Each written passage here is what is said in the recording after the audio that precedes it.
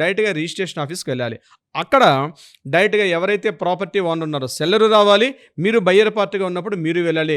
Both parties వెళ్ళిన తర్వాత registration ఆఫీసులో ఫస్ట్గా చేసేది ఏంటంటే ఫొటోస్ తీస్తారు. అంటే మీ యొక్క ఐరిస్ ప్రకారంగా ఉన్నటువంటి ఫొటోస్ తీసి ఎవరైతే అమ్మిన వ్యక్తి, కొనుక్కుంటున్న వ్యక్తి, దీంతోపాటు ఇద్దరు సాక్షుల సంతకాలు కూడా ఇస్ ద మ్యాండేటరీ. విట్నెస్లు అంటారు, ఇద్దరు విట్నెస్లు కూడా ఉండాలి. దీంతోపాటు ఆ ఫొటోస్ తీసిన తర్వాత సబ్ రిజిస్ట్రార్ దగ్గరికి ఫైల్ వెళ్తుంది. ఈ చలనా ఫామ్ అక్కడ ఉంటుంది. ఈ చలనా దాన్ని లింకప్ చేసి ఆ నెంబర్స్ అన్నీ కూడా మెన్షన్ చేస్తారు. మెన్షన్ చేసిన తర్వాత ప్రాపర్టీ డీటెయిల్స్ డాక్యుమెంట్ అంతా కూడా సబ్ రిజిస్ట్రార్ గారు చదువుతారు. ఏ రకంగా బేస్ చేసుకొని ఇప్పుడు ఫర్ ఎగ్జాంపుల్ మీరు నాకు ప్రాపర్టీ అమ్మారు, నేను కొత్తగా డాక్యుమెంట్ తయారు చేసుకున్నాను, నేను చలనా ఫామ్ తీశాను. దీనిలో ఉన్నటువంటి వివరాలు ఎక్కడ ఉండాలి? మీరు ఇచ్చినటువంటి డాక్యుమెంట్లో ఉన్న వివరాలతోటి రెండు కూడా టాలీ అవ్వాలి.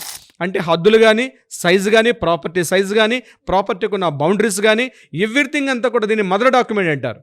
మీ మదర్ డాక్యుమెంట్తో, మీ డాక్యుమెంట్తో ఉన్నటువంటి వివరాలు, నేను ఈరోజు చేసుకున్న డాక్యుమెంట్ వివరాలన్నీ కూడా క్రాస్ చెక్ చేసుకోవాలి. అక్కడ క్లియర్గా ప్రతి ఈచ్ అండ్ ఎవ్రీ కూడా. అదేవిధంగా ల్యాండ్ ఎక్కడుంది, ఏ మండలం కిందకు వస్తుంది, ఏ విలేజ్ కిందకు వస్తుంది, ఏ సర్వే నెంబర్ కింద. Survey number is the most important. Survey నెంబర్లో కొన్నిసార్లు సబ్ క్లాస్ ఉంటాయి. ఫర్ ఎగ్జాంపుల్ ఒక 220 సర్వే నెంబర్ ఉందనుకోండి, 220 sub class A oblique B oblique P oblique ఇట్లా ఉంటాయి. మదర్ డాక్యుమెంట్లో ఏదైతే సర్వే నెంబర్స్ ఉంటాయో అదే సర్వే నెంబర్స్ని ఇక్కడ కూడా మెన్షన్ చేసుకొని యాస్టీస్ డాక్యుమెంట్ పక్క అనుకున్నప్పుడే సబ్ రిజిస్టర్ ఆఫీస్కి వెళ్ళండి.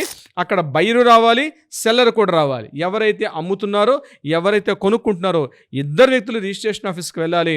అక్కడ ఫొటోస్ తీస్తారు. ఫొటోస్ తీసిన తర్వాత రిజిస్ట్రేషన్ ఆఫీసులో మ్యాక్సిమం పార్ట్ అయిపోతుంది. దాని తర్వాత అక్కడ రిజిస్టర్లో సంతకాలన్నీ పెట్టుకున్న తర్వాత నెంబరింగ్ అవ్వడానికి మాత్రం 1 day 2 days పడుతుంది. మీరు అక్కడ డాక్యుమెంట్స్ ఇచ్చేసాక మీకు సబ్ రిజిస్టర్ ఆఫీస్లో ఒక రిసిట్ ఇస్తారు. ఆ రిసిట్ మీ దగ్గర పెట్టుకోండి. అంటే డాక్యుమెంట్ ఎక్నాలజ్మెంట్ అంటారు, ఎక్నాలజ్మెంట్ కౌంటర్ రిసిట్ మీ దగ్గర పెట్టుకోవాలి. అక్కడ ఎవరికి కూడా ₹1 పే చేయాల్సిన అవసరం లేదు.